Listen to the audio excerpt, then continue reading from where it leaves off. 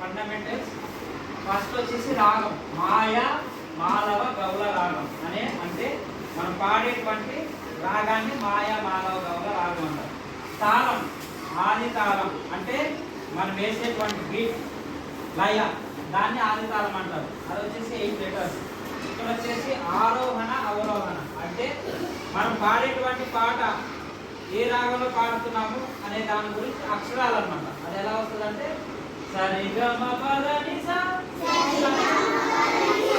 సరి గమ మగరి సా సరిగమ పదని సా సరి గమ మగరి సా సరి గమ పదని సా సరి గమ మగరి సా. ఇది ఆరోహణ అవరోహణ. ఇది రేపు నాకు నేను అడిగినప్పుడు చెప్పాను రేపు క్లాస్లో. Okay okay. ఇక్కడ లెసన్కి వస్తే